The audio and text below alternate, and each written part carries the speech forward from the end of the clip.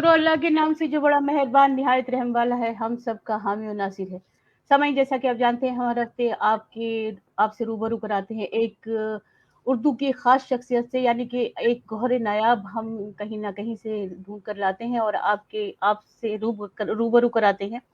तो आज हम जिस शख्सियत से रूबरू करा रहे हैं आपको, हमें कहीं दूर जाने की ज़रूरत नहीं पड़ी। हमने अपने आस-पास इर्द-गिर्द से ही उस शख्सियत को ढूँढ निकाला है, बल्कि यूँ कहा जाए कि अपने घर ही से उस शख्सियत को हमने ढूँढ निकाला है। जी हाँ जनाब, आज हमारे साथ नाज़रीन, हमारे साथ आज जो शख्सियत मौजूद हैं, वो दिल्ली में मुक़ीम हैं और मैकेनिकल इंजीनियर हैं, अदीब भी हैं, शायर भी हैं और बाकी भी बहुत सारी इनकी ख़ुसूसियात हैं, जो इंशाअल्लाह ताला हम प्रोग्राम के दौरान आपसे गुफ्तगू के दौरान हम उस बारे में तज़किरा करेंगे। इनका तारुफ़ मैं आप सबसे करा दूँ, जनाब ज़ैनुल आबिदीन खान, जो कि बहुत ही अच्छी शायरी करते हैं और आज हम तकरीबन सारा अपना रुझान इनकी शायरी की तरफ देंगे। इस्तकबाल करती हूँ मैं आपका ज़ैनुल आबिदीन साहब। अस्सलाम वालेकुम।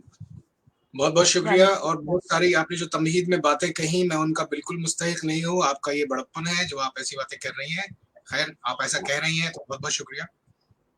बहुत शुक्रिया आपका कि आप इतनी मसरूफ़ ज़िंदगी से अपने यहाँ पे तशरीफ़ लेकर आए। ये मल्टीनेशनल कंपनी में ऊँचे ओहदे पर फ़ाइज़ हैं और इंजीनियर तो हैं ही, साथ ही साथ जो ये इस दौरान में, मतलब ये जॉब भी है इनकी और घर गृहस्थी भी देखते हैं और उसके बावजूद भी जो ये शायरी करते हैं आप, तो इस चीज़ से बहुत ही ज़्यादा मुतासिर है और शॉर्ट स्टोरी तो आप हमेशा से लिखते आए हैं। सामईन, मैं आपको एक और यहाँ पे एक बात बताना ज़रूरी समझूँगी कि ज़ैनुल आबिदीन खान ये मेरे छोटे भाई भी हैं और इनके बारे में बहुत दिन से मैं इनसे कह रही थी यहाँ आने के लिए, क्योंकि उर्दू की खिदमत हमारे, क्योंकि ख़ानदानी समझिए पेशा चला आ रहा है उर्दू की खिदमत का। हमारे दादा वगैरह सब, मेरे वालिद, मेरे दादा जान वगैरह और ख़ानदान में और बहुत सारे लोग उर्दू की खिदमत से जुड़े हैं। तो आज ये इन्होंने मेरी बात मानी और ये आज यहाँ पे तशरीफ़ लाए हैं, तो मैं इनकी बहुत-बहुत शुक्रगुज़ार हूँ। तो ज़ैनुल आबिदीन साहब, हम बातों की शुरुआत तो हम हस्बे रिवायत अपने इसी से करते हैं कि आपकी पैदाइश कहाँ से कहाँ पे हुई, फिर आपकी तालीम और तरबियत कहाँ से हुई, वगैरह वगैरह, यहाँ से शुरुआत करते हैं।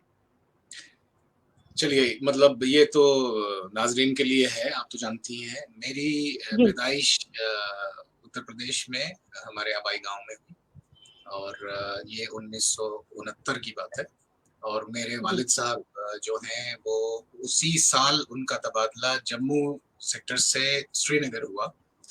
तो मैं 2 महीने की उम्र में श्रीनगर चला गया उनके साथ और उसके बाद की मेरी परवरिश वहीं पर हुई, स्कूलिंग श्रीनगर में ही हुई। और उसके बाद स्कूल मैं का नाम टिंडल बिस्को स्कूल श्रीनगर में पढ़ता था, केजी से 12वीं तक।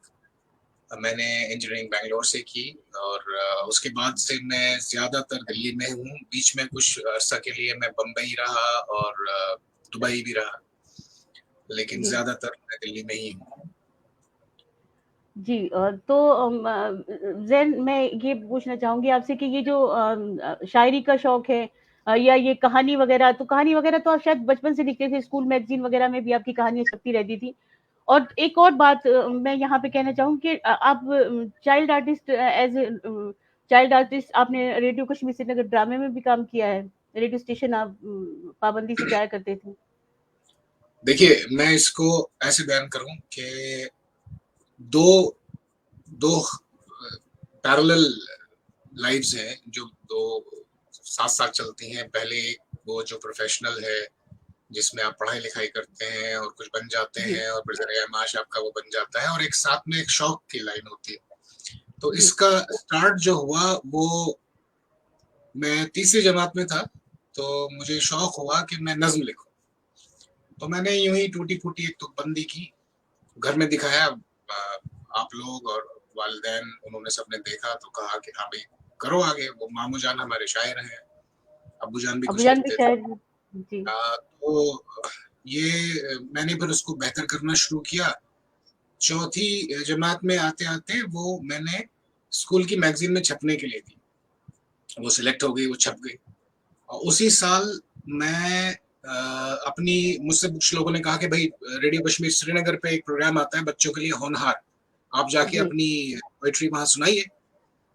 तो मैं वहाँ गया और मैंने पोएम सुनाना शुरू किया। पहले तो उन्होंने यकीन नहीं किया कि भाई मैं खुद लिखी है, और उसके बाद ये हुआ कि फिर मुझे हर इतवार को एक नज़्म लिखनी होती थी और जाके सुनानी होती थी। वो एक खास आइटम बन गया, उन 2-4 सालों तक चलता रहा। इस दौरान चूंकि मेरी जबान साफ थी, उर्दू क्योंकि घर की जबान थी, मातृ जबान थी, और रेडियो पर इसकी बड़ी दरकार होती है, तो इस वजह से मुझे कुछ वहाँ के जो प्रोड्यूसर्स थे ड्रामा वगैरह के, उन्होंने मुझे कहा कि भाई ड्रामा में काम करोगे? तो मैंने कहा हाँ जरूर। मुझे नहीं पता था कि कैसा होता है, क्या होता है। तो ऑडियो ड्रामा एक बहुत अलग तरह से किया जाता है, उसमें सिर्फ आवाज जो सौती ये है पहलू है, सिर्फ उसी के ऊपर की जाती है। मतलब उसमें मजेदार बात आपको बताऊं कि जब हम डायलॉग उसके बोलते थे तो कागज से पढ़ते हुए बोलते थे। वो कागज खास तौर से एक मोटे ब्लॉटिंग पेपर जैसे कागज पे छपा हुआ होता था, आवाज ना होता कि आवाज ना हो स्टूडियो में। वो होते होते फिर पहले तो बच्चों के ड्रामा में काम किया, उसके बाद फिर एज अ चाइल्ड आर्टिस्ट, मतलब बड़ों के ड्रामा आते थे 9:30 बजे पीर के रोज। एक उर्दू ड्रामा आता था हर हफ्ते, और कुछ सीरियल्स भी चलते थे, और लोग बहुत बड़े शायर उसके शौकीन थे। तो उन कुछ ड्रामों में मेरा बच्चे का किरदार था। तो जी, वहां एक से ड्रामा आपने शायद नूर शाह साहब का लिखा हुआ ड्रामा भी था शायद, मुझे कुछ याद है। मुझे मुसन्निफ का बिल्कुल ख्याल नहीं, मुझे कुछ शायद मुझे ख्याल है उस वक्त ड्रामे आपने का किया था। नाम था दायरे। उसमें मनोहर परोथी थे, जो उनको अजीज भाई कहते थे, वो वादी की आवाज प्रोग्राम में जी। तो उसका उनके साथ भी एक ड्रामा किया था। उसके अलावा कई और ड्रामे थे, कुछ हिंदी में थे, बच्चों के ड्रामे भी किए, बच्चों जी। के ड्रामे भी। तो ये शौक, ये लिखने का शौक तो था ही आपको, ये तो हमें मुझे भी मालूम है बचपन से। पोइट्री भी की आपने, और ये शॉर्ट स्टोरीज भी आप लिखते थे, शायद उसी से शॉर्ट स्टोरी लिखने का वो भी मिला आपको कि ड्रामा में भी काम किया, फिर शॉर्ट स्टोरीज लिखी। लेकिन देन ये बताएं, आप तो पेंटिंग बहुत अच्छी करते हैं माशाल्लाह, बहुत अच्छी। के मतलब अभी तक आपकी जैसी पेंटिंग शायद मैंने कहीं देखी नहीं। बिल्कुल बेहतरीन पेंटिंग करते हैं आप। और आप वो वजह ये है और कोई बात नहीं। बहुत लोग बहुत नहीं अच्छी पेंटिंग, मतलब मैं ये कह सकता हूँ कि हाँ, मैं अपने शौक को इतनी मसरूफियत के बावजूद कायम रखना चाहता हूँ। उस पर कुछ ना कुछ वक्त निकाल के थोड़ा सा तब कर लिया, थोड़ा सा अब कर लिया, नई चीजें सीखना, नई चीजें ट्राई करना, वो आर्ट परफॉर्मेंस हो या लिखना हो या शायरी हो, तो उसको जिंदगी के साथ में। तो आप इसकी मिसाल ये समझ लीजिए कि जो बाकायदा शायर होते हैं, अब मुझे नहीं पता कि वो अपनी जिंदगी में दरिया माश के लिए वो शायरी ही करते हैं या और कुछ भी करते हैं। मैं ऐसा समझता हूँ कि शौक है तो शौक को शौक की तरह साथ में करते रहना चाहिए। बड़ी तसल्ली मिलती है, बहुत मजा आता है। बिल्कुल। और साथ ही साथ एक जिसे हम लोग वो कहते हैं, क्या कहा जाए कि टेंशन रिलीज करने के लिए ये बचपन से हम लोगों ने बनाया हुआ है। आप तो जानते हैं गाने गाने का जो सिलसिला है वो भी आपसे बहुत, मतलब बचपन से आप गाते भी चले आ रहे हैं। वैसे तो हमारे घर में बहुत सारे लोग गाते हैं, सिंगर हैं, लेकिन जो आपकी सिंगिंग है वो अभी तक चली आ रही है, बाकायदगी से चली आ रही है। मतलब आप इतना अच्छा गाते हैं कि हमेशा से आपकी गाने की तारीफें होती हैं। ऐसा नहीं है, मैं हमेशा से अच्छा नहीं गाता था, हमेशा से अच्छा आप गाती थी। लेकिन हुआ ये कि मैंने इस शौक को थोड़ा वक्त दिया, और क्योंकि ये शौक है तो इसमें जोर जबरदस्ती कुछ नहीं होती, अपने दिल से किया जाता है। और उसमें फिर बेहतरी के लिए, देखिए आप कैसा भी गाएं, कुछ ना कुछ लोग तो तालियां फिर भी बजा ही देते हैं, लेकिन आपकी कोशिश ये रहती है कि चलो इससे बेहतर करें, अच्छी तरह से करें। जब कर ही रहे हैं कोई काम तो उसको ठीक से करें। तो वो मैंने रिवाइव करा। असल में हुआ ये, मैं आपको एक और इसका रीजन बताता हूँ कि भाई 8वीं क्लास में जब लड़कों की आवाज भारी हो जाती है तो उनको बच्चों के प्रोग्राम से निकाल दिया जाता है, क्योंकि वो बच्चे नहीं रहे आवाज के हिसाब से। उसके बाद 10वीं 12वीं और फिर इंजीनियरिंग वगैरह, इस सब टाइम में ये कहा जाता था कि भाई ये फजूल की चीजें हैं, अपने काम में और अपने रोजगार के और करियर के हिसाब से आप तवज्जो दीजिए। ठीक है भाई, इंजीनियरिंग कर लेंगे फिर करेंगे। इंजीनियरिंग के दौरान भी कॉलेज में भी कुछ स्टेज प्लेज, और मैंने एक ऑडियो प्ले खुद लिखा। एक एंटन चेखोव की एक कहानी थी शर्त, उसकी मैंने स्क्रिप्ट लिखी। जी। और मेरे कॉलेज की अगर कोई इस वक्त देख रहे हो इस प्रोग्राम को, उनको याद होगा कि हमने तकरीबन 6-7 लड़कों ने मिल करके उसको एक ऑडियो ड्रामा बना के रिकॉर्ड किया, और वो कैसेट रिकॉर्डर में रिकॉर्ड किया था, और उसको तो कोशिश चलती रही। बहरहाल फिर नौकरी लग गई, और नौकरी में ये होता था कि सुबह उठो और रात को वापस पहुंचो, और चलता रहा। कुछ बिल्कुल, दिन बाद एहसास हुआ कि भाई जिंदगी तो ऐसे ही गुजर जाएगी, कुछ ना कुछ तो करना चाहिए।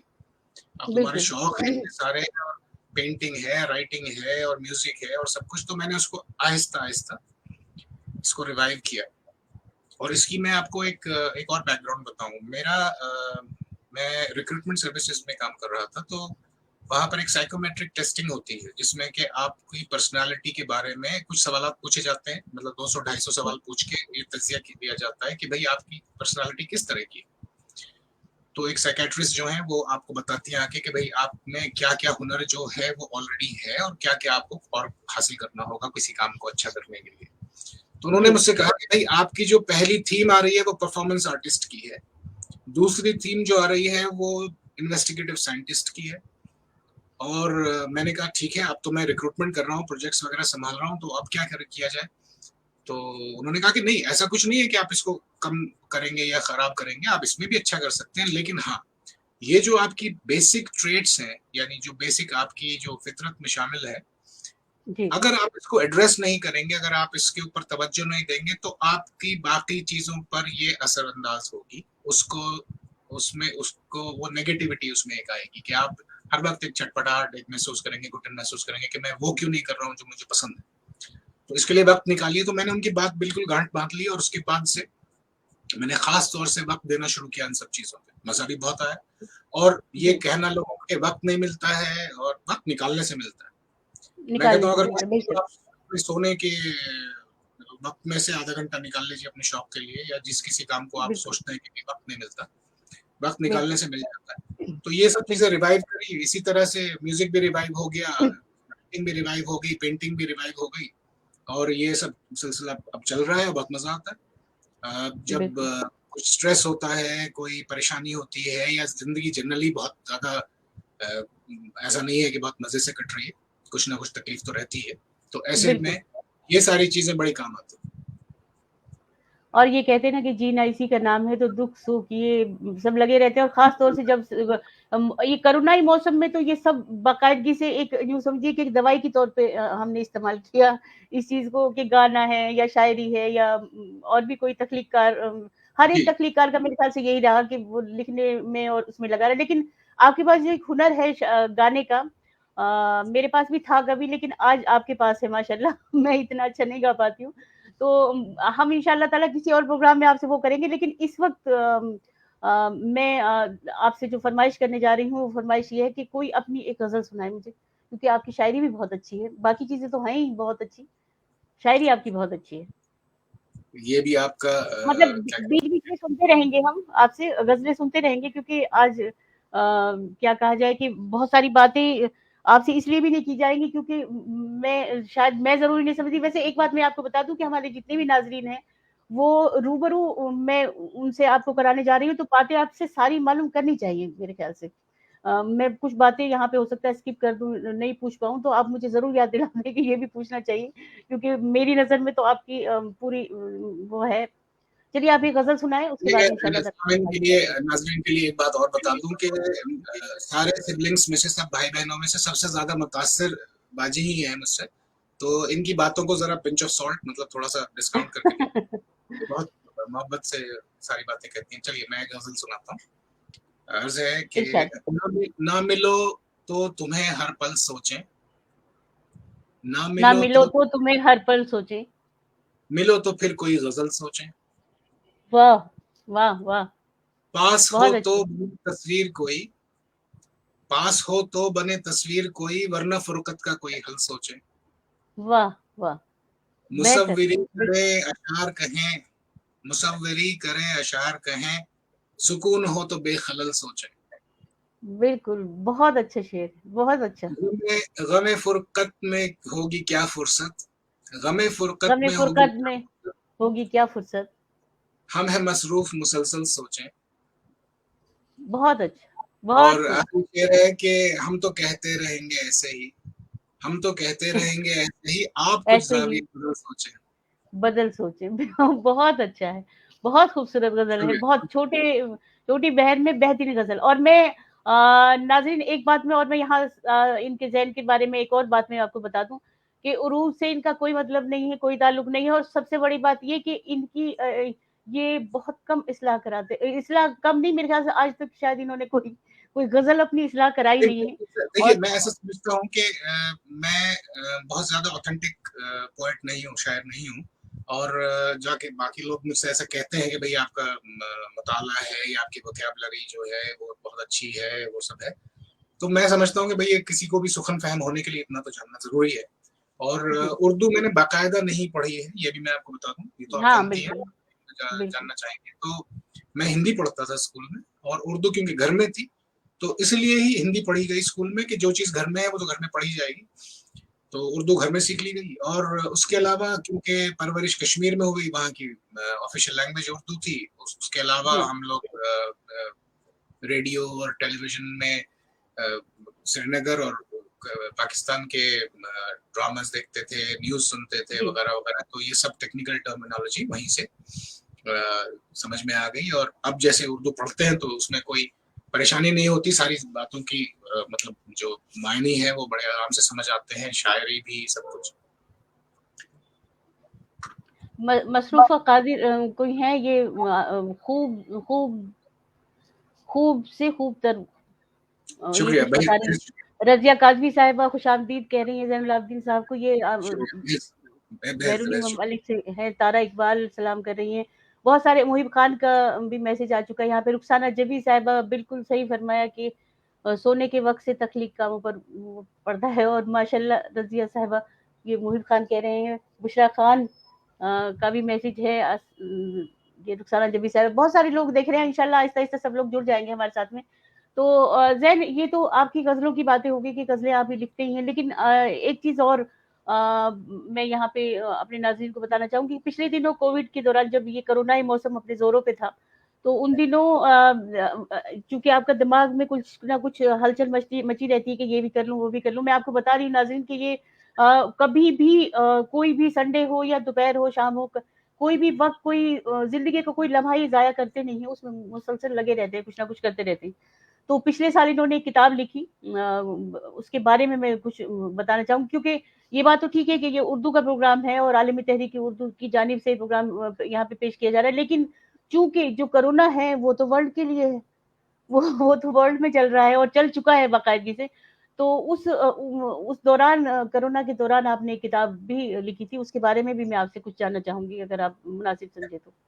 नहीं, नहीं, मैं ज़रूर बताऊँगा। मैं असल में मेरा ताल्लुक जो है वो एक ऐसी कंपनी से था जहाँ पे प्रोजेक्ट रिक्रूटमेंट होता है। यहाँ पे इंजीनियर्स वगैरह को जी, ऑर्गेनाइज़ किया जाता है प्रोजेक्ट्स के लिए। और जब कोविड स्टार्ट हुआ और लॉकडाउन वगैरह हुआ तो बहुत सारे लोगों की जॉब्स जो थी वो जग गई। और उसमें सबसे ज़्यादा परेशान कुन बात ये थी कि जॉब्स गई। ऐसा ऐसा प्राइवेट जॉब्स में ऐसा होता है कि भाई किसी की नौकरी कहीं से छूट गई तो दूसरी जगह लग जी, जाएगी। लेकिन इस बार ऐसा नहीं हो रहा था। नौकरियां छूट रही थी और लग नहीं रही थी क्योंकि कोई हायर ही नहीं कर रहा था। तो बड़े लोग परेशान रहे बहुत महीनों, और अभी भी कुछ लोग परेशान हैं उसके बावजूद, इतना 2 साल गुजर जाने के बाद। तो इस जी, दौरान कोशिश मैंने ये की कि एक किताब मैंने लोगों के हेल्प के लिए, इसका मैंने उन्वान रखा bouncing back from a Covid lay off. ये उन लोगों के लिए है जो जिनकी जॉब इस दौरान गई, और ये कुछ उसके लिए हेल्प चाहते हैं। बल्कि ये गाइड है जिससे कि जिसमें एक स्ट्रेस मैनेजमेंट है, फाइनेंशियल मैनेजमेंट है, और सबसे ज्यादा अपना करियर कैसे आप उसके बारे दोबारा में से आप स्टार्ट करें। प्लान करें, लिंक्डइन प्रोफाइल कैसे बनाएं, और अपना सीवी कैसे लिखें, और इंटरव्यू के लिए कैसे अप्लाई करें वगैरह वगैरह, ये सारी चीजें, और इंटरव्यू में कैसे बात करनी है। उसके जी, अलावा और अगर आपके पास वक्त है तो आप अपनी एजुकेशन को अपग्रेड कीजिए, किसी भी कोर्स को लीजिए, ऑनलाइन या ऑफलाइन कोर्सेज, और जी, साथ ही साथ आखिर ये कि कुछ एक छोटा मोटा कोई कारोबार स्टार्ट कर लीजिए, कोई सर्विस जी। ऐसे स्टार्ट कर लीजिए जब तक आपकी दूसरी नौकरी लगे, तब तक आपके पास जरिया माश कुछ बना रहे। तो ये बिल्कुल। किताब इस बारे में थी। ये अमेज़न पे अवेलेबल है, मुझसे राब्ता कर सकते हैं अगर आप पढ़ना चाहें। और अगर आप यहीं अतराफ में कहीं रहते हैं तो मुझे बहुत खुशी होगी, अगर कोई पढ़ना चाहे तो मैं उसके वो मुझे राब्ता करें तो मैं भिजवा दूँ किताब। बहुत अच्छा, ये किताब मेरे ख्याल से बहुत सारे लोगों ने पढ़ी भी, मैंने इसके बारे में, किताब के बारे में यूट्यूब पे भी देखा भी, पढ़ा भी। तो लोगों को काफ़ी पसंद आई ये किताब। इस तरह के काम जो हैं उनके लिए ख़ास तौर से लोगों का ये कहना है कि भई हम चाहते तो हैं ऐसे कहना लिख करना ये सारी चीज़ें, लेकिन हमें वक़्त नहीं मिलता। लेकिन मैं यहाँ पे कहना चाहूँगी कि ज़ैन ने ये वक़्त निकाला, जबकि इनके घर में भी काफ़ी मसरूफ़ियात हैं, बच्चे हैं, घर-बार है, सब कुछ है, पूरी ज़िम्मेदारी इन्हीं की है, सारी चीज़ें ही सँभालते हैं। घर में अम्मी हैं और बाकी सब लोग भी हैं, तो ऐसा नहीं है कि इनके पास वक़्त ही वक़्त है, बल्कि वक़्त निकाला जाता है किसी के लिए, और ये तो फलाही काम हुआ है कि ये इस किताब का लिखना, ये फलाही काम है, और इसमें तो मेरे ख़्याल ये से मकसद यही था कि लोग जो इस वक़्त एक अ, गज़-बज़ब में हैं कि भई क्या किया जाए और ऐसे क्या मरहले किया में जाए? पहुँच गए और जी, तो कम से कम इस किताब के ज़रिए वो कुछ उनको किसी किस्म की एक एक नसीहत, गाइडलाइन कुछ सी मिल या जाएगी। गाइडेंस वग़ैरह मिल जाए। जी, तो गाइडेंस ये मिली भी है लोगों को, घर के बच्चों ने पढ़ा, उनके फ्रेंड्स ने इधर-उधर, तो ये किताब वाक़ई काबिल-ए-सताइश है। ये आपका कारनामा जो आपने अंजाम दिया पिछले साल। मेरे ख़्याल से कोविड के दौरान इस तरह की बहुत सारी चीज़ें देखने में आई, सामने आई। कुछ लोगों ने दीवान लिख डाले, कुछ लोगों ने कहानियों के मजमूए छाप लिए अपने, वो लिखते रहे और इस तरह से। तो ज़ाहिर-सी बात है, दिल बहलाने के लिए ये सारे काम चलते रहते हैं। तो ज़ैन ये बताएँ कि आप कश्मीर में जो जहाँ पे हम रहते थे, तो ज़ाहिर-सी बात है वो एक परिस्तान की तरह वो एक जगह थी। वो इंडस्ट्रियल इंडस्ट्रियल कॉलोनी, और उसमें हम रहते थे। तो वो जो पेंटिंग आप करते थे, वो बच्चों के कमरे से सामने पीठ पंचाल कर दिखना, वो तो मैंने तो उसको गज़लों में उतारा है। लेकिन अब आपकी जो पेंटिंग थी हमेशा से, जो आप पेंटिंग करते थे, उसमें वो सारी चीज़ें नज़र आती थी बाकायदगी से। हालाँकि मैंने गज़लें आपसे बाद में कहना शुरू किया, आप मुझसे पहले से लिखते चले आ रहे हैं। मैंने आपसे बाद में कहना शुरू किया। मैं कहानियाँ ज़रूर लिखती थी, गज़लें नहीं लिखा करती थी। तो ये मतलब किस तरह से इमेजिन करते थे आपके, मतलब सामने की पेंटिंग बनानी है, बैक की बनानी है, किस तरह? क्योंकि मैंने ये बचपन का, मैं नाज़रीन आपको इनका एक किस्सा सुनाती हूँ कि हमारी अम्मी की दादी, वो ज़ईफ़ थी, और रंग उनका थोड़ा सांवला था। तो ये बहुत छोटे से थे, ये बहुत छोटे। तो वो हमारे अम्मी के चचा ने उनसे कहा कि भई ज़ैन, तुम इतनी अच्छी ड्राइंग करते हो तो हमारी अम्मा की तस्वीर बनाओ। तो बड़ा-सा फर्श था, फर्श पे इन्होंने कहा कि यहाँ बनाएँगे। तो इन्होंने क्या कहते हैं, कोयला लेके और उस फर्श पे उनकी अम्मा जी की तस्वीर बनाई, और फिर उसके बाद में रुक गए कि वो चॉक चाहिए उन्हें, चॉक जिससे ब्लैक बोर्ड पे लिखते हैं। भई चॉक क्यों चाहिए? सारी तस्वीर बन गई। कह रहे इनके बाल तो सफ़ेद हैं ना, ये तो सारी मैंने ब्लैक कोयले से बना दी, इनके बाल तो मुझे व्हाइट से बनाने हैं ना, तो इसके लिए इनको चॉक भी चाहिए। इनके बचपन का किस्सा मशहूर है। तो इस तरीके से जब कलर ये करते हैं, पेंटिंग करते हैं, तो उसमें इनके जो कलर्स की जो इनकी चॉइस होती है, इनका कॉम्बिनेशन होता है, वो काबिल-ए-सताइश होता है। तो ये इस तरह के ख़्यालात आपके दिमाग में कैसे आते थे?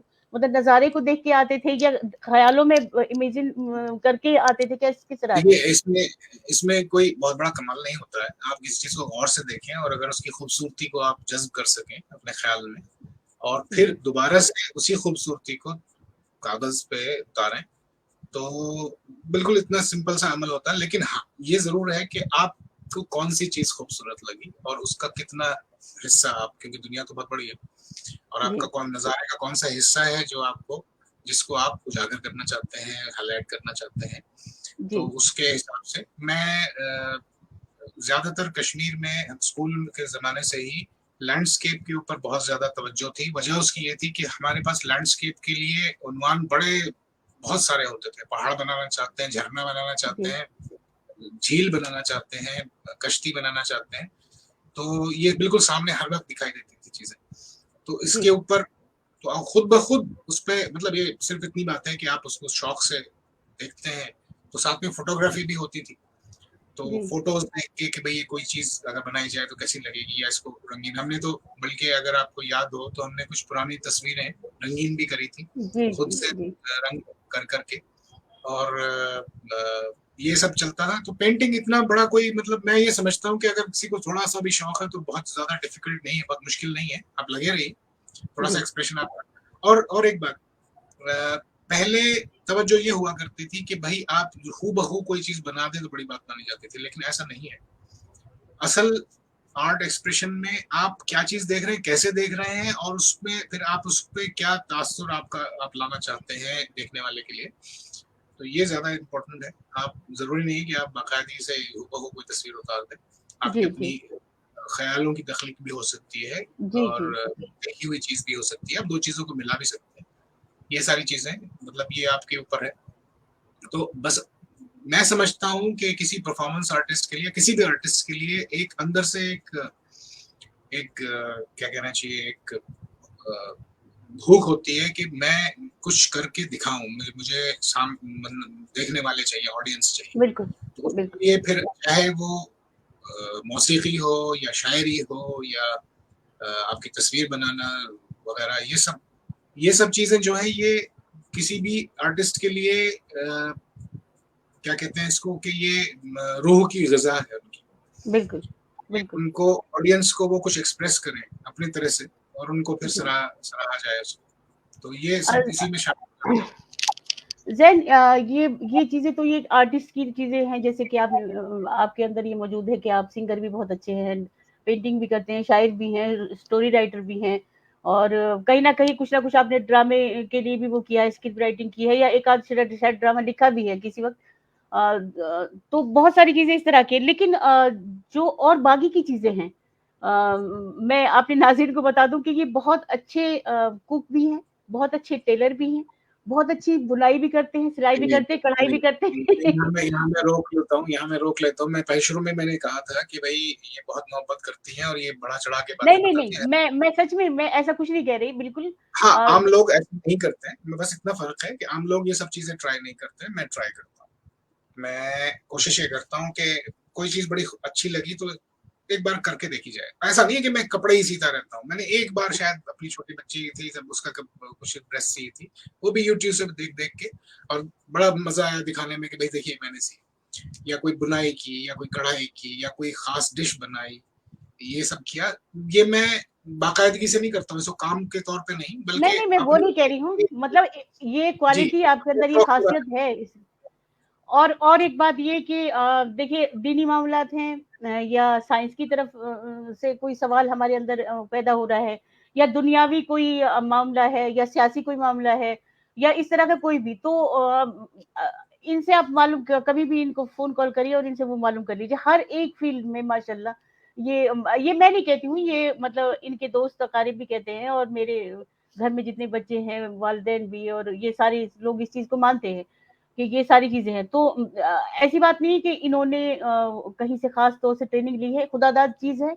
और दूसरी चीज़ ये कि ये दूसरे लोगों से भी ये कहते हैं कि थोड़ा बहुत मुताला जारी रखा करें। ये दूसरे लोगों से भी कहते हैं। तो मुताले के बारे में मैं आपसे कहना चाहूँगी कि जैसे आपने ग़ज़ल कहना शुरू की, तो शायरी की दुनिया में इतने सारे शोरा कराम हैं और शायरात हैं, जैसे आपको किसकी सबसे ज़्यादा शायरी पसंद आती है? मतलब किससे देखिए, मुतासिर अच्छा हैं आप? कलाम कोई भी कह सकता है। अब ये थोड़ी-सी मुतनाज़िर बात हो जाएगी कि अगर आप कुछ भी कहना चाहते हैं तो वो शायद मीर ने और गालिब ने पहले से कह दिया होता है। जी, तो आपको फिर वो नयापन लाना है, फिर उसमें जो अब का वक़्त है उसके बारे में आप उसको अपने ख़्याल उसी हिसाब से जी, समझ के उसको लिखिए। मेरे यहाँ रुमानी शायरी मैं नहीं करता हूँ, बहुत कम ही से। जी। ये जो मैंने ग़ज़ल सुनाई ये शायद इक्का-दुक्का ऐसी ग़ज़ल होगी जो मैंने इस तरह के उस पे मौज़ू पे लिखी। तो मुझे कोई भी ख़्याल जो है उसको दिलचस्प बनाकर उसका शेर बना के फिर उसको ग़ज़ल में उतारना, ये पसंद है, इसमें मज़ा आता है। ये नहीं कि मैं सादी-सी बात कह दूँ जो कि मैं कह सकता हूँ नज़र में भी, उसको ज़बरदस्ती मैं उसको एक नज़्म में करके दूँ। बल्कि ऐसा होना चाहिए कि शेर अपने आप में एक दिलचस्प बात कही जाए, जो लोगों जी। को अच्छी लगे, सुनने वाले को अच्छी लगे। तो ये बात है। हम उर्दू के ये शाहीन काज़मी साहिबा कह रही हैं कि हमा जहत शख्सियत, बेशक हमारी उर्दू ज़बान में यही कहा जाएगा आपको, कि हमा जहत शख्सियत हैं आपके हर एक सिन्फ़ में और हर एक चीज़ में आपके यानी माशाल्लाह बहुत ज़्यादा मतलब बाकमाल लोहा मनवाया है आपने हर चीज़ का, इसमें कोई शक नहीं है। तो ज़ैन देखिए एक गज़ल मुझे आपकी बहुत ज़्यादा पसंद है, बहुत ही ज़्यादा पसंद है। कुछ गज़लें आपकी वाक़ई ऐसी हैं कि मुझे कुछ जादू की तरह वो असर करती हैं।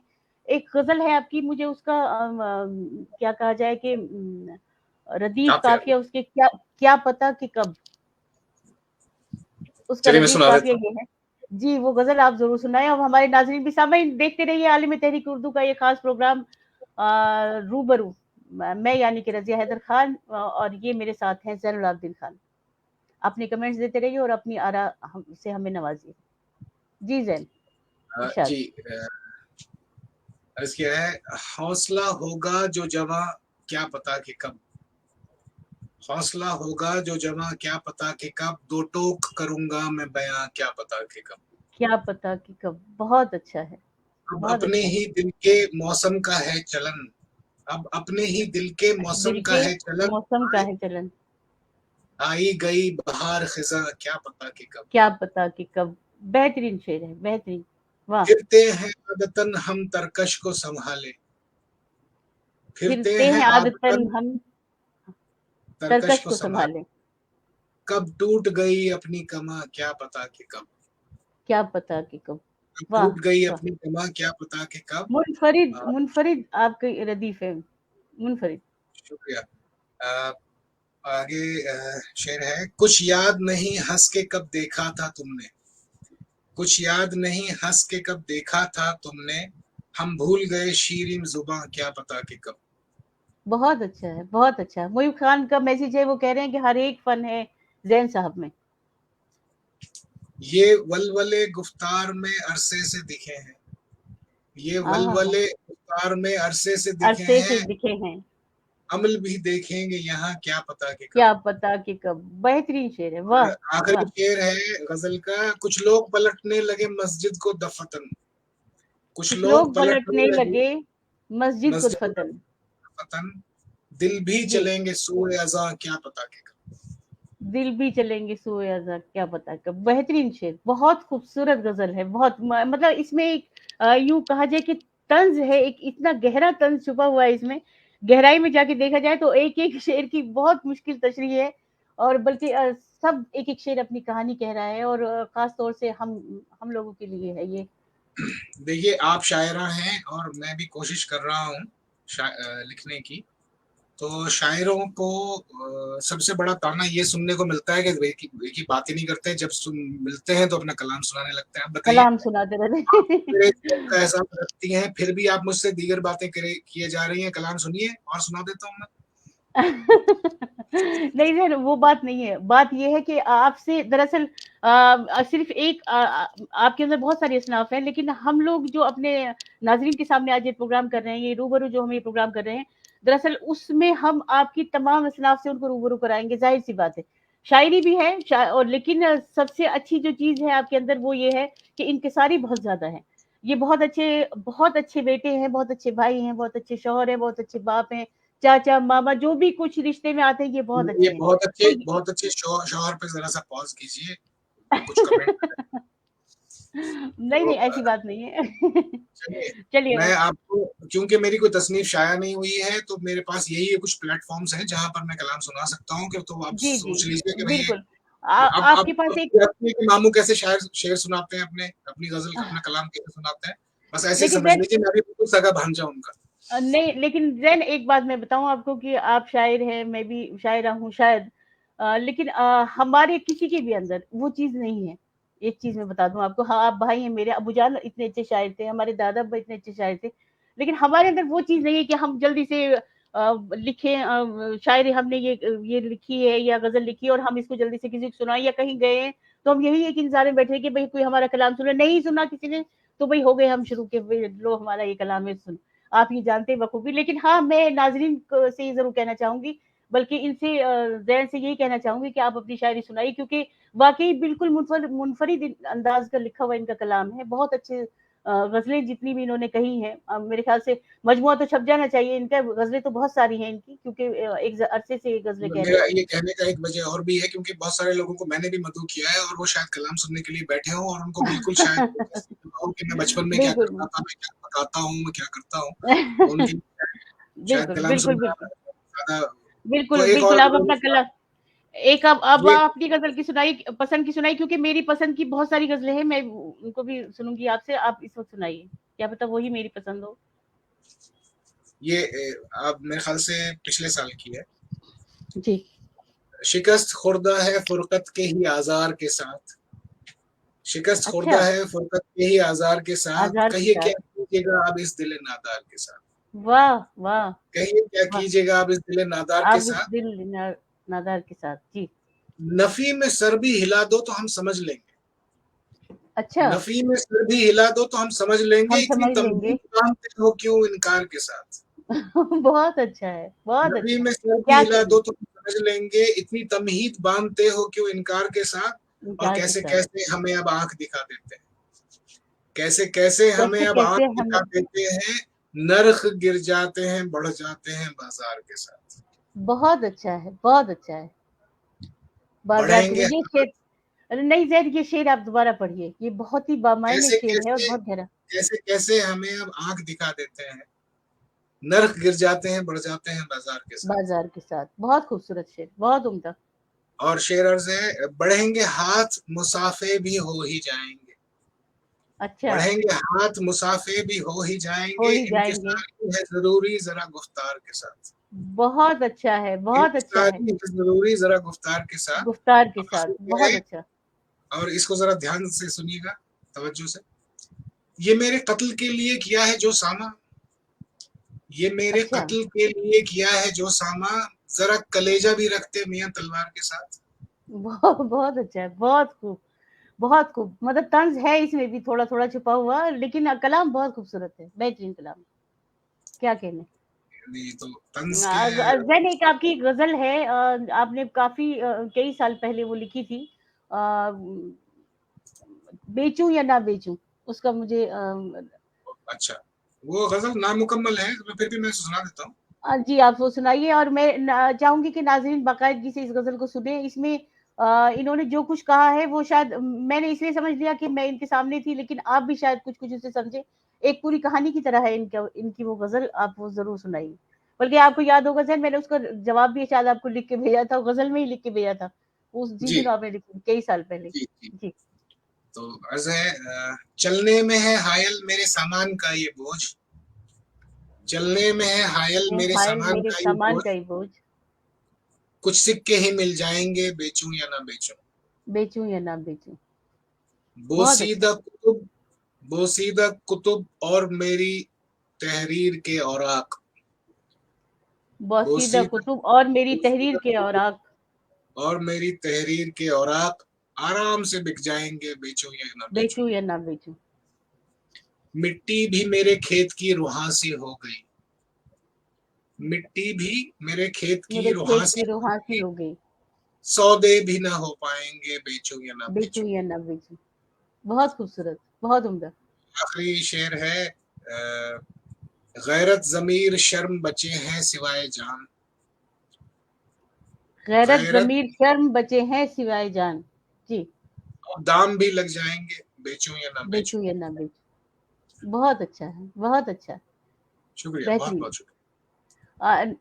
नहीं, वो एक दीवान वाला भी एक शेर था शायद, इसी नहीं, यही गजल था का मेरी कोई। तहरीर के औराक, मेरी तहरीर के औराक, शायद वो उसकी तरफ आपका इशारा है। आ, नहीं चलिए। बोसीदा कुतुब और मेरी तहरीर के जी औराक। जी जी जी जी। नहीं, वो मेरे जवाब में था, वो शेर, वो सॉरी, वो आपकी तरफ से नहीं था। चलिए, तो ज़ैन, आपकी आपने जैसे बताया, आपके और भी जानने वाले, मतलब आपके दोस्त, क़ारी बहन, आप और भी जो जितने जानने वाले हैं वो सब आपकी गज़लों का इंतज़ार कर रहे हैं। तो जो सामईन, आप फ़ेसबुक पे भी इनकी गज़लें पढ़ सकते हैं और देख सकते हैं। ये अक्सर व बेशतर पोस्ट करते रहते हैं वहाँ पे। शुजाउद्दीन खान, बहुत खूब। वाह! क्या कहने, रज़िया काज़मी साहिबा कह रही हैं। मुहिब खान, बहुत खूब। नहीं, ये है इमरान इमरान, गनी। इमरान मेरे कॉलेज मेट है, बहुत अच्छे अजीज दोस्त है। शुक्रिया अच्छा। इमरान। अच्छा, तो ज़ैन, गज़लों की तरफ से थोड़ा-सा हम दूसरी तरफ आ जाएँ कि मैं, जैसा कि उर्दू से इन्हें लगाव है, इन्होंने जैसा कि बताया कि स्कूल में इन्होंने बाकायदगी से उर्दू नहीं पढ़ी है, जिस तरह की हमने पढ़ी है, और हम आज आलमी तहरीक उर्दू के इस प्लेटफ़ॉर्म पे बैठे हुए हैं, प्रोग्राम भी कर रहे हैं। इन्होंने उर्दू इस तरह से नहीं पढ़ी है, लेकिन उर्दू का तलफ़ुज़, उर्दू के अल्फ़ाज़ जिस तरीके से ये इस्तेमाल करते हैं, तो उससे उन्हें देख के, सारी चीज़ों को देख के खुशी होती है। और एक और मैं आपको बता दूँ, एक और इनके बारे में मैं बात बता दूँ कि उर्दू अदबी घराने से हमारा ताल्लुक रहा है। ज़ैन है, हम हैं, हमारे दादा-अब्बा, वो तो ख़ैर उस ज़माने की बात है कि ज़ैन तुमने भी नहीं देखा और हमने भी नहीं देखा। बड़ी फूफी जान वग़ैरह हमें बताया करती थी कि दादा-अब्बा किस तरीके से बग्गी में बैठ के और बाकायदगी से वो बग्गी में बैठ के और हफ्तों-हफ्तों के लिए मुशायरों में जाया करते थे और नशिस्तें हुआ करती थी। वो सारी चीज़ें, वो सब चीज़ें बहुत सारी हैं। इनकी इनके बारे में एक भी बात मैं और भी बता दूँ कि ये दिल्ली के ही वो है, क्या कहा जाए, कि दिल्ली में रहते भी हैं और दिल्ली में इनकी एक ख़ास इनका एक घर जिसे कि ससुराल कहा जाता है, वो एजुकेशनल पब्लिशिंग हाउस के जो ओनर हैं मुज्तबा साहब, और मुस्तफ़ा साहब जो हैं, वो मुज्तबा साहब जो हैं वो इनके ससुर हैं, मुस्तफ़ा साहब जो है इनके क्या कहा जाए कि साले साहब हैं। तो ये भी एक मैं आपको बता दूँ, क्योंकि इतने सारे हमारे उर्दूदान हैं और यहाँ पे मेरे ख़्याल से मेरे जितने भी कलीग्स हैं और ज़्यादातर लोग वहाँ पे उनकी किताबें वग़ैरह शायद होती हैं। तो ज़ैन ये कहते हैं कि फुर्सत के लम्हात देखा करते हैं लोग, और ये जुगाड़ बंदी जिसे कहते हैं ना, कि वहाँ से छपो वहाँ से, तो मैं इसलिए भी बता रही हूँ कि आपकी मजमुआ तो आ जाना चाहिए था, क्योंकि आपके लिए तो बहुत आसान बात है ये, एक नहीं, जोक, नहीं, मैं बतौर जैसे जोक आपको मैं कह रही हूँ। बताऊँ, देखिए नाज़रीन, मैं आपको एक बात फिर से वाज़ेह कर दूँ कि बहुत मोहब्बत है, मेरी बड़ी बहन है, तो ये बहुत सारी चीज़ें बढ़ा-चढ़ा के कह रही हैं, ऐसा बिल्कुल नहीं है। मैं सिर्फ़ कोशिश कर रहा हूँ और इतनी अच्छी शायरी भी नहीं है शायद। और ये मेरा मेन जो है मेरी मेन एक्टिविटी नहीं है। तो मैं नहीं समझता कि मैं उसमें अभी उस जगह पे मैं पहुँच पहुँच पाया हूँ। शायद मैं कुछ साल और मेहनत करूँ, कुछ अच्छा कलाम लिखूँ और उसको फिर अच्छे से छाँट के, साफ-सुथरा बना के, जिसको कहती जी। हैं, मैंने इन्हीं से सीखा है, कहते हैं नोक पलक संवार के, तो उसको फिर शाया होने के लिए रखा जाए। मैं बहुत सारे मुसन्निफ़ हैं जिनको मैं जानता हूँ, शोरा हैं, जिनकी मैं किताबें पढ़ी हैं मैंने, जो बिल्कुल मेरे पड़ोस में हैं, दोस्त अहबाब में से भी हैं। लेकिन मैं समझता हूँ कि बहुत पुख्ता कलाम है उनका, और मैंने यूं ही एक शेर कह दिया, यूं ही एक गजल कह दी, और फिर 6 महीने बीत गए और 2 साल बीत गए। तो ऐसे थोड़ा तो शायरी होती है, और ऐसे थोड़े दीवान दीवान छप जाते हैं। थोड़ा एक जिंदगी गुजर जाए तो कुछ अगर जी, अच्छा जी। सा कुछ नहीं, होगा नहीं, इकट्ठा करके नहीं, मैं तो खुद ही समझती हूँ, मैं खुद ही समझती हूँ कि कलाम या दीवान या ये किताबें या मजमूए, ये मंजर आम पे आना ज़रूरी नहीं है। ज़रूरी ये है कि जो आप कुछ कह रहे हैं वो लोगों की समझ में आए, लोगों तक जितना भी पहुँचे वो इस तरह से पहुँचे कि उनकी समझ में आए और वो आसानी से उसको समझ सकें। ये ज़्यादा मैंने ज़रूरी जब है। एक गजल बज़्म कान रिसाले का जो एक पेज है, उस पे एक बार लिखी थी, तो किसी साहब ने ये कहा था, उसके बारे में किसी से तशबीह दी थी कि भाई ये उनके कलाम से मिलता है। मैं वो गजल जरूर सुनाना चाहूंगा, बहुत हल्की जी, जी, आपने हल्की बज़्म-ए गजल कान। है, और ये बिल्कुल मेरे अपने कलाम से बहुत मुख्तलिफ है। ये समझिए कि बहुत ही हल्का तखय्युल इसमें है। ये परवेज़ मलिक ज़ादा साहब ने उनसे आपकी वो शायद तशबीह दी थी, हाँ, उन्होंने कैफ उन्होंने कुछ कैफ भोपाली साहब से नहीं, कहा नहीं, था वो कि कुछ और किसी और शायर से। खैर किसी और बहरहाल शायर से। उनकी जी, बड़ी ज़रा नवाज़ी, उन्होंने ऐसा कहा, वो अपने आप में बड़े अच्छे शायर हैं। अर्ज़ किया है कि धूप की गोट लगी पर्दों पे, धूप जी, की गोट लगी होठ पर्दों लगी पे, पर्दों, अब तो दिन भी मुझे रिझाने लगा। अब तो दिन टूटता भी है मुझे बदन, रिझाने लग गए। टूटता है बदन, उठूं या नहीं, सो लूं, फिर से ख्याल आने लगा। बहुत अच्छा है, बहुत अच्छा है। कुछ है आहट बावर्ची खाने में, कुछ है आहट बावर्ची खाने में, चाय शायद कोई बनाने लगा। अच्छा रात है, बारिश हुई थी हल्की सी, हवा का खुनक ये बताने लगा।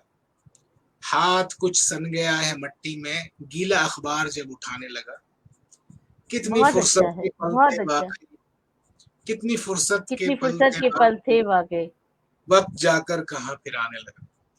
बहुत अच्छा है, बहुत अच्छा है। छोटी-सी गज़ल, छोटी बहर में बेहतरीन, बहुत अच्छा, खूबसूरत। एक और बात ये होती है कि जो रदीफ काफिया है वो मुख्तलिफ हो, अनसुना जी, हो और मुश्किल हो, तो बड़ा मजा आता है जी, कि कैसे उसको ख्याल को घेर के उसमें एक शेर में जी, पिरोया जाए।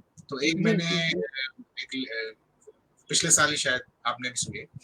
सुरूर जैसे खैरामा हो मैं के जाम का लुत्फ, सुरूर जैसे खैरामा हो मैं के जाम का लुत्फ, लबों से रुख पे लबों से रुख पे फिर आंखों में तेरे नाम का लुत्फ। मैं फिर से इसको रिपीट करता हूँ। सुरूर जैसे खैरामा हो मैं के जाम का लुत्फ, लबों से रुख फिर आंखों में तेरे नाम का लुत्फ। वाह वाह। फिर वस्ल है वाकिफ है हम मगर फिर भी, वस्ल फिर वस्ल है वाकिफ है मगर फिर भी, मिले तो बस जरा ही कम तेरे पैगाम का लुत्फ। वाह वाह वाह, मिले तो बहुत जरा ही अच्छा, तेरे पैगाम का लुत्फ। बहुत अच्छा। सुकून कल्ब जैसी शय भी किसी काम की है, सुकून कल्ब जैसी, सुकून बहुत कल्ब अच्छा जैसी है, शय भी किसी काम की है, किसी काम की है। वसवसों से ही मिला है मुझे अय्याम का लुत्फ। बेहतरीन, वाह वाह, फिर से पढ़िए इसको। मुझे अय्याम का लुत्फ, कैसा दिलचस्प मोड़ है मेरे फसाने में, अच्छा, कैसा दिलचस्प मोड़ है मेरे फसाने में जिसे चाहिए अंजाम का लुत्फ।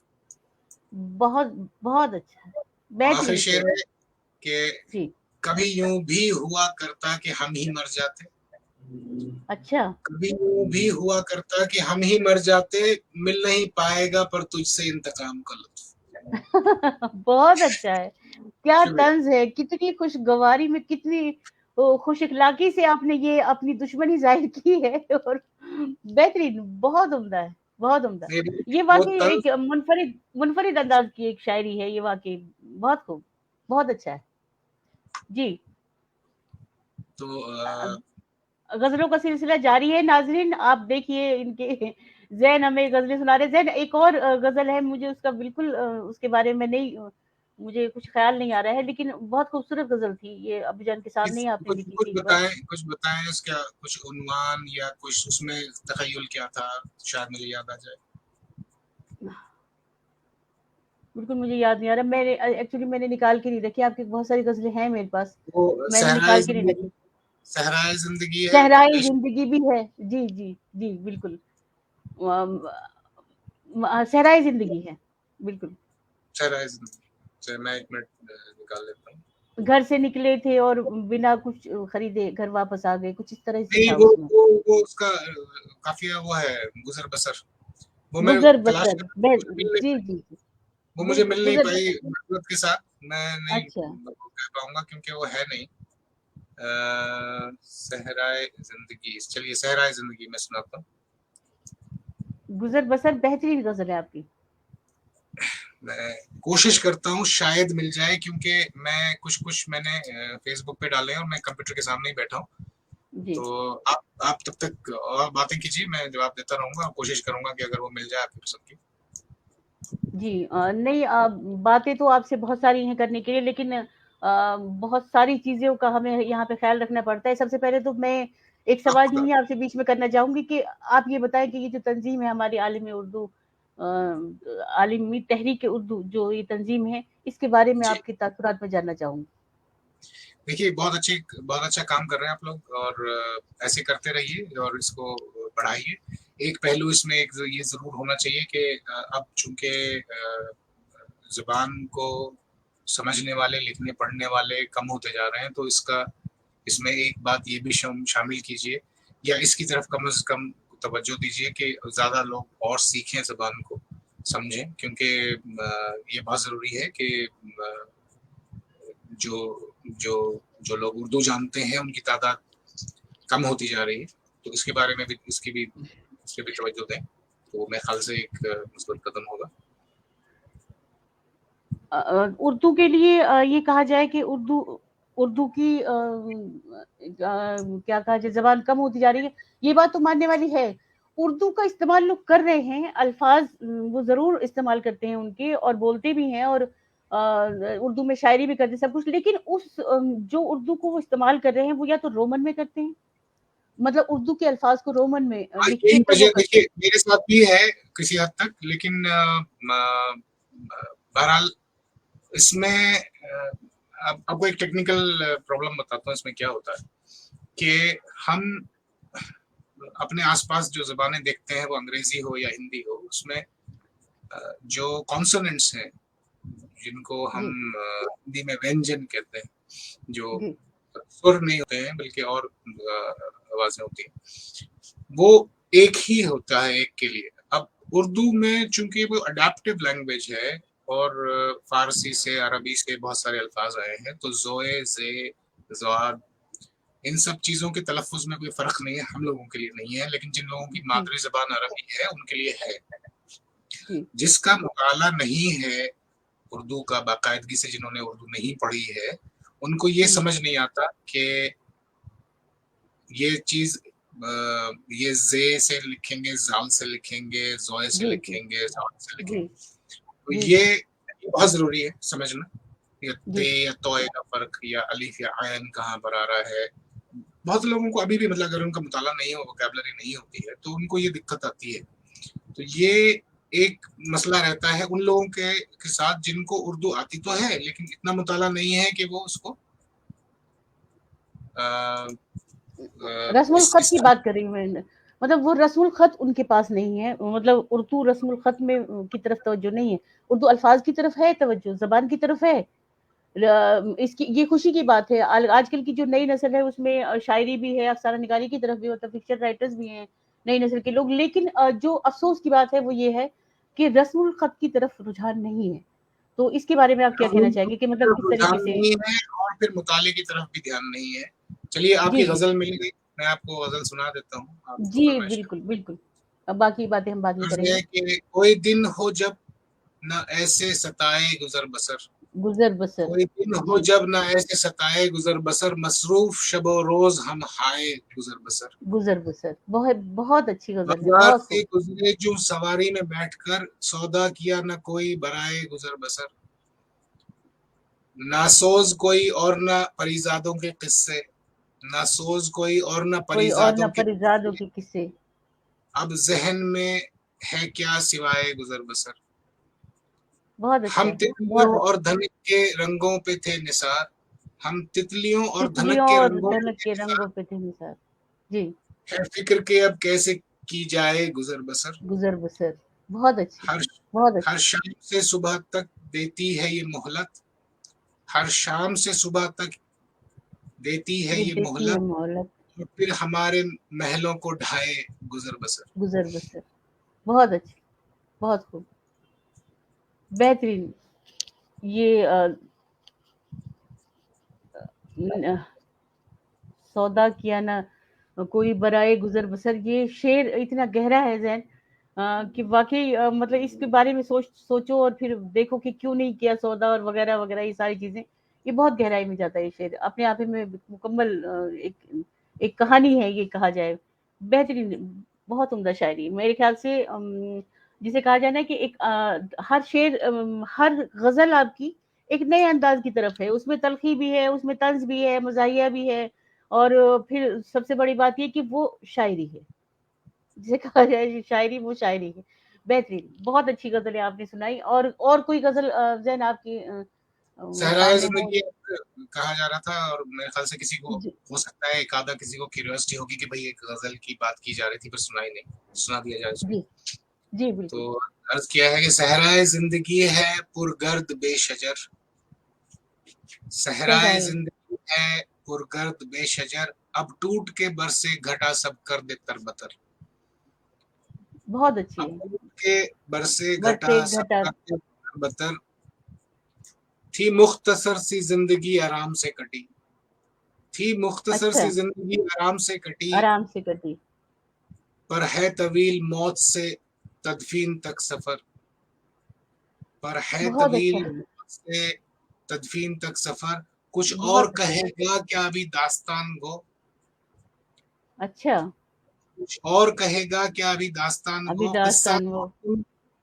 किस्सा तो खत्म लबों पे है जुम्बिश, लबों पे जुम्बिश है कुछ मगर, फिर से कह देता हूँ इसको, किस्सा तो खत्म लबों पे जुम्बिश है कुछ मगर, बहुत जब अच्छा। मौज से होते थे ये वक्त वो नहीं, या अब है तेरे रहम करम में भी कुछ कसर,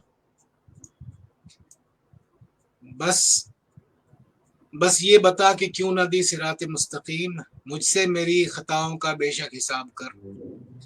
बहुत मेरी अच्छा। मेरी खिरद व फिक्र की इतनी बड़ी सजा, आजाद तू कर दे मुझे सब कुछ ये छीन कर। अब मेरे हाथ दुआ को उठा, रुला मुझे, तौबा का वादा कर और बात खत्म कर। अच्छा, बहुत अच्छा है, बहुत खूब, बेहतरीन।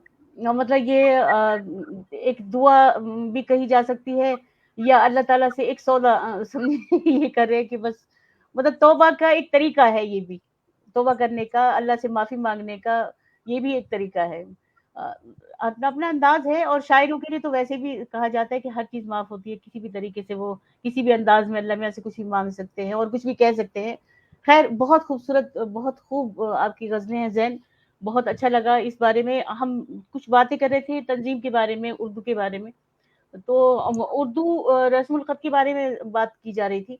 अब देखिए, जिन लोगों ने अरबी पढ़ी है, जैसे कुरान शरीफ पढ़ा है, उन लोगों के लिए तो उर्दू पढ़ना ज़्यादा मुश्किल काम नहीं है। और फिर हमारा जैसा घर-घराना भी हर एक किसी का नहीं होता है कि उसमें उर्दू हमारा ओढ़ना-बिछौना है, ये समझिए कि हम लोग उर्दू जी, में ही पले-बड़े हैं और उर्दू में ही रहते हैं, और हमारे घर में भी उर्दू बोली जाती है।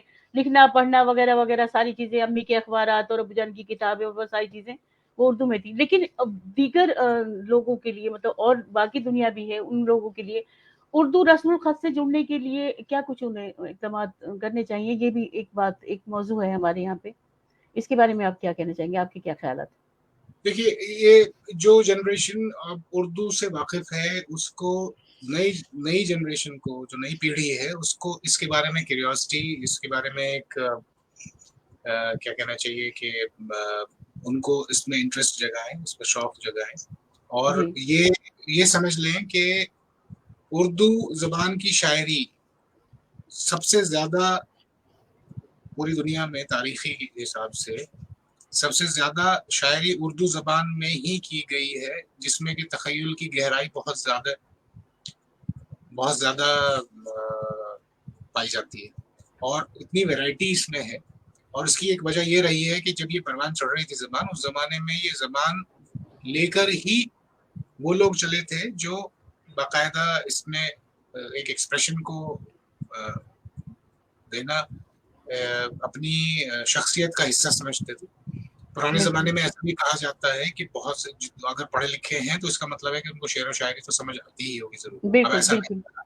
कुछ बिल्कुल। लोग टेक्निकल एजुकेशन लेते हैं, उनका बिल्कुल कोई वास्ता नहीं होता इन सब चीज़ों से, लेकिन पहले ज़माने में ये समझा जाता था कि जो लोग पढ़े लिखे हैं, उन्हें शायरी ज़रूर समझ आती है, और आती भी बिल्कुल। थी। जी, और यही वजह आप ये देख सकते हैं कि कई बार जो हमारे पुराने फ़िल्मी नग़्मे वग़ैरह हैं, वो बिल्कुल उर्दू में लिखे जाते हैं, शायरी भी उसमें बिल्कुल। उर्दू में होती थी, क्योंकि उस वक़्त लोगों को पुराने समझ नहीं, आता पुराने नहीं कहूँगी, ज़ैन मैं यहाँ पे कहना चाहूँगी कि फ़िल्मी नग़्मे हों या फ़िल्म इंडस्ट्री जितनी भी है, उसमें नज़्में, ग़ज़लें, डायलॉग्स वग़ैरह सारी चीज़ें हाँ, उर्दू सारी के बगैर ज़बानों की जो नामुकम्मल, नामुकम्मल है उर्दू के बगैर। बहुत सारी चीज़ें ऐसी और हैं जो अब ये अल्फाज़ जो हैं अब हमारी आम हिंदुस्तानी ज़बान में शामिल हैं। जी, अ, लेकिन बाकायदगी से उर्दू के रुझान के लिए आपको नई पीढ़ी को इंट्रोड्यूस कराना होगा, उनको एक जी, क्यूरियोसिटी उसकी जगानी होगी, ताकि वो इसको समझें, और ये जान लें कि बहुत बड़ा तख़य्युल जो है, वो आपको उर्दू शायरी में मिलेगा। उर्दू बिल्कुल। अफ़साना निगारी से कहीं ज़्यादा बड़ी है उर्दू शायरी। जी, समझें कि अगर आप दीवाने मीर पढ़ लेंगे तो आपको शायद वो एक ऐसी किताब है कि एंथ्रोपोलॉजिस्ट उसको इसलिए पढ़ेंगे कि उनको हिंदुस्तान का कल्चर समझ में आ जाएगा, क्योंकि मीर तकी मीर के कुछ शेर तो ऐसे हैं जो अब मुहावरे के तौर पे यूज होते हैं। वो बिल्कुल, इतनी बिल्कुल। व्यवस्थ हो गई है ये चीज हमारे कल्चर में, हमारी तहजीब में। इसी तरह जो गालिब का ख्याल है वो बहुत इंटेलिजेंट ख्याल है, अगर आप उसको देखें। कुछ लोगों को ये ऐसा लगता है कि शायद और दूसरे दीगर ज़बानों के अदब जो हैं वो बहुत आगे पहुंचे हुए हैं, अंग्रेजी में कह लीजिए या और किसी ज़बान में। अगर आप गालिब को पढ़ें समझें, जी, मीर को पढ़ें और समझें, तो आपको समझ में आएगा कि कितनी गहराई और कितना ज़्यादा इंटेलेक्ट उसके अंदर छुपा है, जो ये जी, शायरी है। इसी को हासिल करने के लिए कुछ कोशिशें की गई हैं। ऐसा हुआ है कि गालिब का कुछ कलाम जो है वो उसको ट्रांसलेट किया गया, ट्रांसलिटरेट किया गया, और उसकी किताबें शाया हुई, लोगों ने समझना चाहा। लेकिन जब तक आप ज़बान नहीं सीखेंगे तो उसकी असल चाशनी आपको समझ में नहीं आएगी। और उसके लिए बिल्कुल। बहुत ज़्यादा कुछ नहीं करना है, आप थोड़ा पढ़ते रहें और अपनी वोकैब्युलरी जो है, उर्दू वोकैब्युलरी जो है, उसको बेहतर करें ताकि आप शेर अच्छे से समझ सकें। और फिर उसके बाद पढ़ें ये कलाम तो आपको बहुत मज़ा आएगा। क्योंकि बिल्कुल। इंटेलेक्चुअली स्टिमुलेटिंग होता है, आपके दिमाग को बहुत मज़ा आता है, जैसे कि आप कोई इंटरेस्टिंग फ़िल्म देखते हैं, कोई इंटरेस्टिंग एक्टिविटी करते हैं, कहीं घूमने जाते हैं, तो एक बहुत जी। एक लुत्फ़ का एहसास होता है। वही सेम चीज़ आपको इन सब चीज़ों में मिलेगी बशर्ते कि आप का इंटरेस्ट इसमें हो। तो वो इंटरेस्ट इंटरेस्ट। जगाना जी, और फिर एक बात और भी है ज़ैन, यहाँ पे मैं कहना चाहूँगी कि आजकल तो ये सारे काम उर्दू सीखना या कोई भी और दूसरी कोई लैंग्वेज सीखना ये बहुत मुश्किल नहीं है। आप आज नेट पे कोई भी ज़बान बआसानी सीख सकते हैं, बिल्कुल। बिल्कुल, बिल्कुल। उर्दू बहुत है या आसानी कोई और भी कोई ज़बान है, तो उसको आप बाकायदगी से सीख सकते हैं। तो ऐसा कुछ नहीं है कि उर्दू सीखना पड़ेगा या कुछ भी, बहुत ही आसान है, बहुत ही दिलचस्प है, शीरीं ज़बान है। आप एक बार इसके अंदर आइए और पढ़ के देखिए, क्योंकि यहाँ पे ज़ैन एक बात और भी है, ये आपको भी मालूम होगा शायद, कि उर्दू में, उर्दू शायरी में और उर्दू जो अफसाना निगारी है, या यूँ समझिए कि उर्दू की जितनी भी असनाफ है, उसमें एक बहुत बड़ा ज़ख़ीरा मौजूद है, बहुत बड़ा ज़ख़ीरा। उसको कन्वर्ट किसी भी सूरत नहीं किया जा सकता। हर चीज़ उसको दूसरे तर्जुमा करके नहीं बनाई जा सकती। इतना बड़ा ज़ख़ीरा है उर्दू में। किसी अगर भी आप ज़बान की किसी भी ज़बान को आप ट्रांसलेशन से वहाँ तक नहीं पहुँचा सकते। बिल्कुल। उसका जो ख़्याल है उसके लिए ज़बान सीखना बहुत ज़रूरी है। और अ, इस ज़बान की ख़ासियत ये है कि ये बहुत हेवीली बोरोड ज़बान है, बहुत सारी ज़बानें, अगर आप उर्दू सीख रहे हैं तो आप ऑटोमैटिकली पर्शियन, फ़ारसी, जो इसको फ़ारसी कहते हैं, पंजाबी। अरबी और बहुत सारी ज़बानें जो इसमें साथ के साथ आप सीखते जा रहे हैं, अगर आप ये ज़बान सीख रहे हैं तो। और और और बहुत और सारी, एक इसका आपको ये भी जी, अंदाज़ा होगा कि बहुत सारी, जैसे मैं आपको अंदाज़ा इसका एक मज़ेदार बात बताऊँ, अगर सिमियोटिक्स को देखा जाए, सिमियोटिक्स एक स्टडी होती है, जिसमें ज़बानों के और सिंबल्स के मीनिंग्स जो होते हैं, वो स्टडी किया जाता है कि कहाँ से क्या मैच होता है। आपको हैरत होगी ये सुन के कि बंगाली में हरे रंग को सबुज कहते हैं और सब्ज़ फ़ारसी में कहते हैं, और वो जो का तो अडॉप्ट किया गया है बंगाल में जाके फ़ारसी का। या जो महाराष्ट्र में जो एक स्ट्रीट प्ले होता है, उसको हमारे यहाँ नॉर्थ इंडिया में स्वांग कहते हैं और महाराष्ट्र में उसको तमाशा कहते हैं, और तमाशा लफ्ज़ जो है वो भी फ़ारसी का लफ्ज़ है। अच्छा। या फिर या आप अरबी में अनानास को अनानास ही कहते हैं, और मज़ेदार बात कि स्पेनिश में भी अनानास कहते हैं।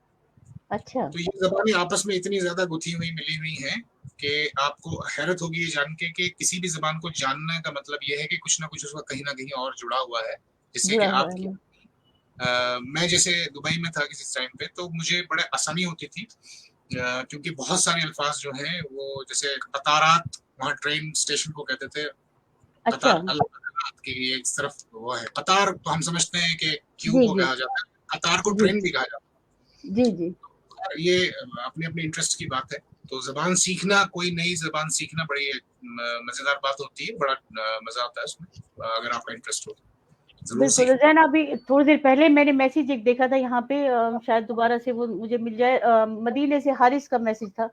वो आजकल माशाल्लाह वहाँ पे हैं, उम्रा के लिए गए हुए हैं। तो उन्होंने कुछ बताया था कि मतलब उर्दू के बारे में, उर्दू सीखने के बारे में कुछ ऐसा वो तरीका बयान किया जाए जिससे आसान लगे लोगों को, ये ना लगे कि उर्दू इतनी मुश्किल है।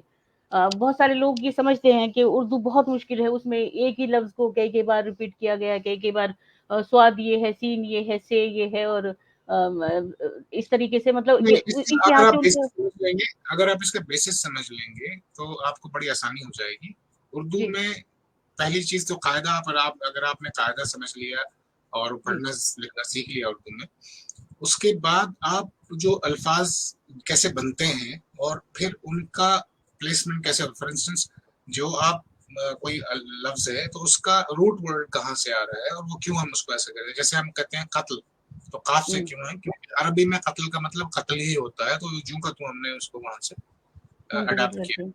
जी, और अरबी में चे नहीं होता है, उर्दू में चे होता है, क्योंकि चे हमें फारसी से मिला हुआ है। तो जी, चुनाचे, चकुनम, ये सारे अल्फाज जो हैं वो फारसी से आते हैं। तो इनके अगर आप रूट वर्ड्स देखेंगे तो आपको समझ में आ जाएगा। पहले किसी ज़माने में बड़ी बड़ी बात मानी जाती थी कि कोई शायर अपनी शायरी में फारसी भी इस्तेमाल करता था। पूरे एक एक शेर, जैसे कि अमीर खुसरो के हैं कि वो एक मिसरा उनका फारसी में होता था और दूसरा उनका खड़ी जबान में होता था। जी जी।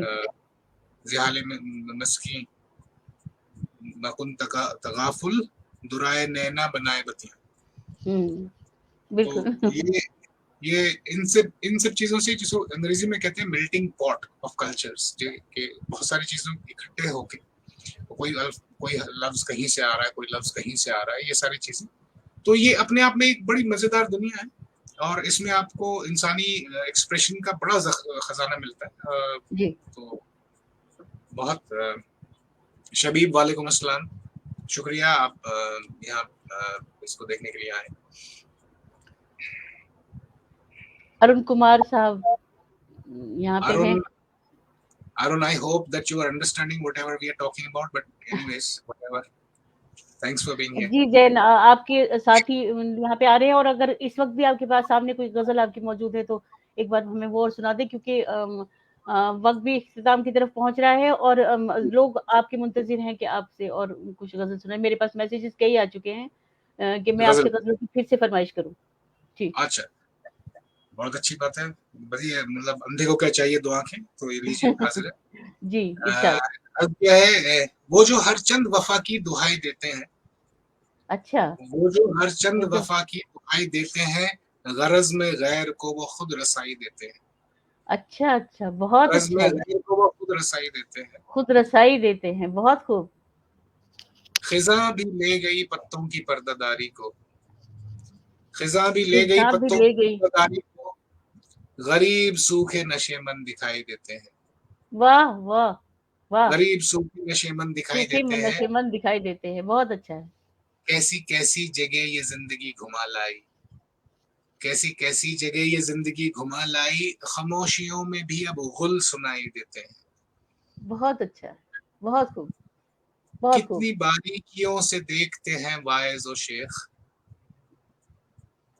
कितनी बारीकियों से देखते हैं वाइज और शेख, क्यों ना अब छोड़ हम ही पारसाई देते हैं। वाह वाह। कितनी बारीकियों से देखते हैं वाइज और शेख, क्यों ना अब छोड़ हम ही पारसाई देते हैं। आखिरी शेर है, जिरा भी खुद कीजिए फैसला भी खुद लीजिए, जिरा भी खुद कीजिए फैसला भी खुद लीजिए, तेरे मुजरिम नहीं हम ना सफाई देते हैं। बहुत अच्छा है, बहुत अच्छा है, बहुत खूब, बहुत खूब। एक जैन, एक पिछले दिनों एक आपने वो ये चौधरी कलीमुद्दीन उस्मानी साहब कह रहे हैं बहुत खूब, क्या कहने, बेहतरीन। पिछले दिनों वो हथेली पे मेहंदी, कुछ इस तरीके से आपने एक छोटी सी नज्म थी या गजल कुछ थी। मैंने आज की तो नहीं मिली, वो मेरी शादी की 1 साल बाद की थी, वो जी जी जी के लिए लिखी गई थी, लेकिन अब वो तलाश की और मिली नहीं, और मैं जो जहन से याद थी मैंने कहा वो गलत हो जाएगा क्योंकि कोई कलाम लिखा गया है तो कायदे से सुनाया जाए।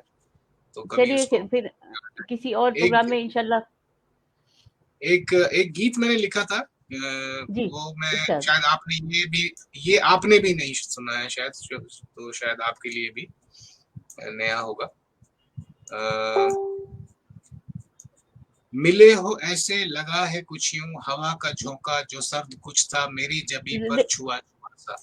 सुना है। मिले हो ऐसे लगा है कुछ यूं, हवा का झोंका जो सर्द कुछ था मेरी जबी पर छुआ छुआ सा, है आई फिर से ये तितलियां भी, गुलों की रंगत है शोख फिर से, है इश्क फिर से हुआ हुआ सा।